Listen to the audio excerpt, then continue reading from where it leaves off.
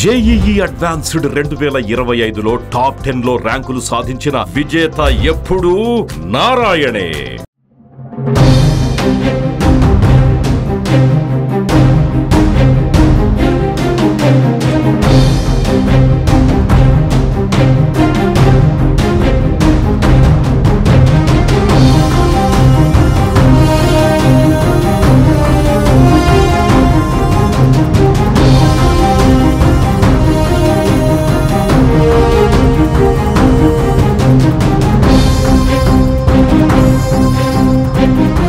Alert అవ్వాల్సిన time వచ్చేసిందా?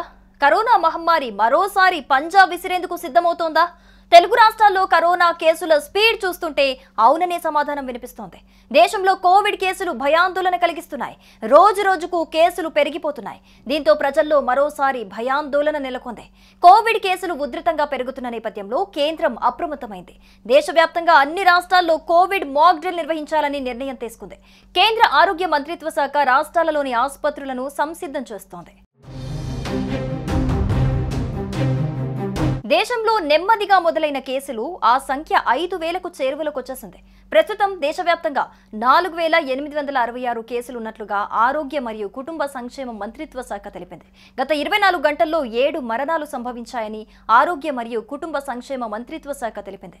కేంద్ర ఆరోగ్య మంత్రిత్వ శాఖ డేటా ప్రకారం బుధవారం ఉదయం 8 గంటల నుంచి గురువారం ఉదయం 8 గంటల వరకు కొత్తగా 564 పాజిటివ్ కేసులు నమోదయ్యాయి. తాజా కేసులతో కలిపి ఈ ఏడాది ఇప్పటి వరకు కరోనా బారిన పడిన వారి సంఖ్య 4,866కి పెరిగింది. అత్యధికంగా కేరళలో 1,487 కేసులు వెలుగు చూడగా ఢిల్లీలో 562, పశ్చిమ బెంగాల్లో 538, మహారాష్ట్రలో 526, గుజరాత్లో 508, కర్ణాటకలో 436, తమిళనాడులో 213 కేసులు నమోదయ్యాయి. ఢిల్లీ, కర్ణాటకలో చెరో 2 మరణాలు సంభవించగా మహారాష్ట్రలో 3 మరణాలు సంభవించాయి. బుధవారం కేరళలో 114 కేసులు నమోదయ్యాయి. ఇక కోవిడ్ కేసులు ఉధృతంగా పెరుగుతున్న నేపథ్యంలో కేంద్రం అప్రమత్తమైంది. దేశవ్యాప్తంగా అన్ని రాష్ట్రాల్లో కోవిడ్ మాక్ డ్రిల్ నిర్వహించాలని నిర్ణయం తీసుకుంది. కేంద్ర ఆరోగ్య మంత్రిత్వ శాఖ రాష్ట్రాలలోని ఆసుపత్రులను సంసిద్ధం చేస్తోంది. ఆక్సిజన్ సరఫరా, అవసరమైన మందుల స్థితిగతులకు సంబంధించిన ఏర్పాట్లను అధికారులు తనిఖీ చేయనున్నారు. దేశంలోని ప్రధాన ఆసుపత్రులలో వెంటిలేటర్ల లభ్యతను అంచనా వేయనున్నారు. దేశంలో కొత్త కరోనా వైరస్ ఇన్ఫెక్షన్లు తలెత్తితే ఆసుపత్రుల సంసిద్ధత స్థాయిని ఈ డ్రిల్ అంచనా వేయనుంది. అయితే కొత్త వైరస్ వేగంగా వ్యాప్తిస్తోందని, అలాగే చాలా మార్పులు చెందుతోందని, కాకపోతే తేలికపాటి అనారోగ్యాన్ని కలిగిస్తోందని Indian Council of Medical Research ICMR నిర్ధారించింది. సాధారణ లక్షణాలు జ్వరం, దగ్గు, గొంతు నొప్పి, అలసట, తలనొప్పి, శరీర నొప్పులు, ముక్కు కారటం, ఆకలి లేకపోవటం కాలానుగుణ ఫ్లూ మాదిరిగానే ఉంటుందని తెలిపింది.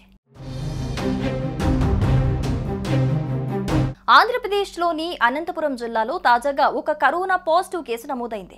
పాతుకూరుకు చెందిన 30 ఏళ్ల మహిళ దగ్గు, ఆయాసం, ఒళ్ళు నొప్పులతో జిల్లా ఆసుపత్రికి రావడంతో డాక్టర్లు పరీక్షలు నిర్వహించారు. ఆమెకు పాజిటివ్ గా తేలటంతో హాస్పిటల్ వార్డులో చేరాలని సూచించారు. అయితే ఆమె నిరాకరించడంతో హోమ్ ఐసోలేషన్ కు పంపించారు. తెలంగాణలో ప్రస్తుతం 4 యాక్టివ్ కేసులున్నాయని హెల్త్ డైరెక్టర్ రవీందర్ నాయక్ తెలిపారు. రాష్ట్ర వ్యాప్తంగా నియంత్రణ కోసం జిల్లా వారీగా కంట్రోల్ రూములు ఏర్పాటు చేశారు. కోవిడ్ ఇప్పుడు ఎండోమిక్ స్టేజ్ కు చేరిందని, తక్కువ లక్షణాలతో వైరస్ వ్యాపిస్తోందని వైద్యులు పేర్కొన్నారు. సుమన్ టీవీలో మీ పర్సనల్ అండ్ బిజినెస్ ప్రమోషన్స్ కోసం కింది నెంబర్కి కాంటాక్ట్ చేయండి.